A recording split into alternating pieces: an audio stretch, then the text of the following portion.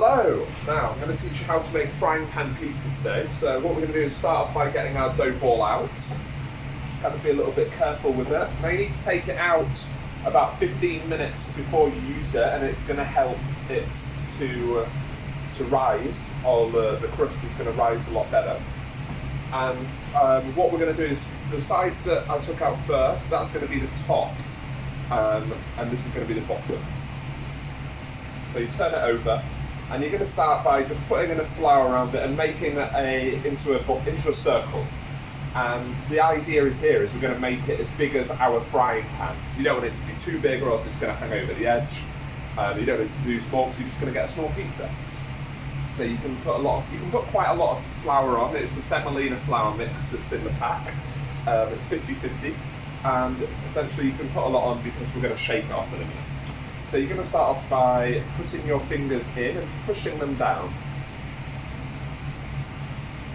Now, I use the other hand to kind of cusp it and bring it back in, as I want to keep it a nice circle shape. And you're not touching the edges, we're preserving the crust, and that's going to help it really puff up when we put it under the grill. You can turn it over, you can go again. Just always kind of thinking about the shape that you want it to be at the end. I'm pretty happy with that now. It's nice and flat. The next stage is going to be to slap it. Now, slapping it is when you open the pizza. Now, obviously, you've got to go with the size of your frying pan. This is the size of the frying pan, so actually, I don't really need to do that much with it. Frying pan's getting ready. It's just going to be a medium heat as we're going to cook the base.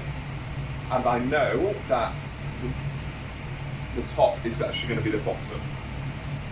So I'm just going to slap it out a little bit. You're just kind of passing it in between your hands here. You're not trying to do anything too crazy. You're going to look at it and think, what do I need to adjust? And I know that this side is going a bit longer, so I'm just going to open it up with my hands. Back on the table. Easy as that. If you get any rips, for instance, let's make a rip here. If it rips when you're opening it, it's not a problem. You just have to kind of pinch it back, punch it down. Absolutely fine. Okay, look, rip's gone. Now, as I said, the frying pan pizza method is we're going to fry the pizza first, then we're going to put it in the grill. So you want the pizza to be as big as the frying pan. And you're just going to fry one side more than the other side, because the side that you fry first is going to be on the bottom, and obviously that is not going to get any heat when it's under the grill. So you want to take that to the level that you're kind of like happy at it being when it's in the when you're going to eat it.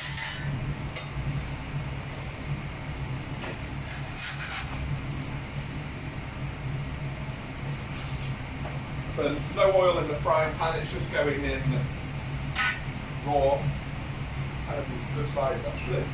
Fits the frying pan perfectly.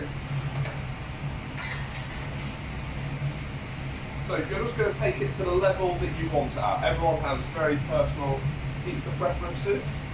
I still like mine to be a little bit doughy, so I'm just going to cook it until I can start to see it go a little bit brown, and then I know it's going to be good.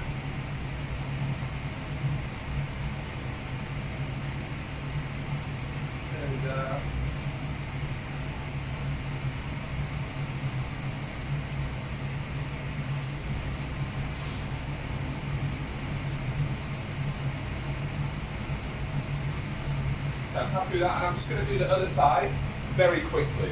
That's just to seal the top. It's going to make it a lot easier to put your toppings on. You don't really have to do much with this side, just a little bit. Okay, I'm happy with that. Flip it back onto your surface. A little bit of semolina in the pan, not to worry about that.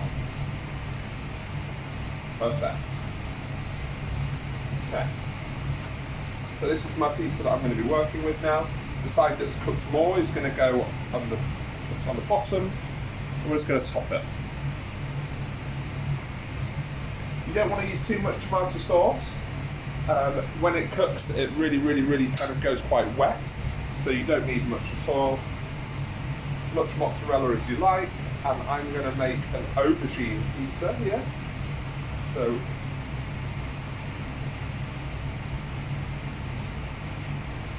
quite sparing with the toppings. You don't want to go too crazy. It's a very thin crust. Go 4 pieces. Okay, it's now going to go in your grill. Now, unfortunately, we don't have a grill in the kitchen, so I'm going to use the pizza oven. And let's see how we get on.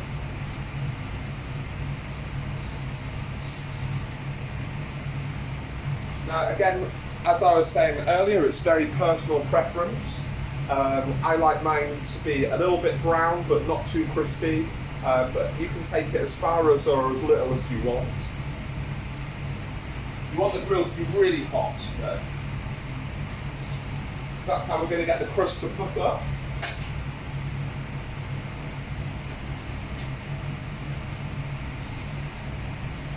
I'm turning mine around because the pizza oven rotates. I'm just keeping an eye on it.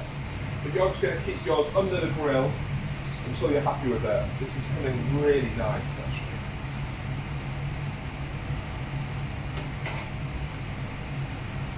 It's nearly there.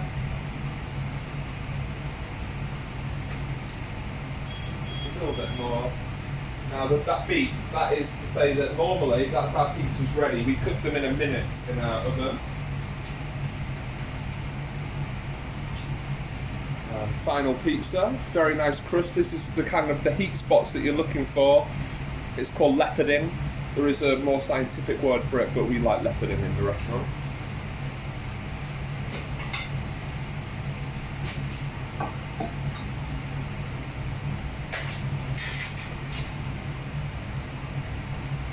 A little bit of basil, a little bit of parmesan, a little bit of olive oil. There you go. Thank you and enjoy.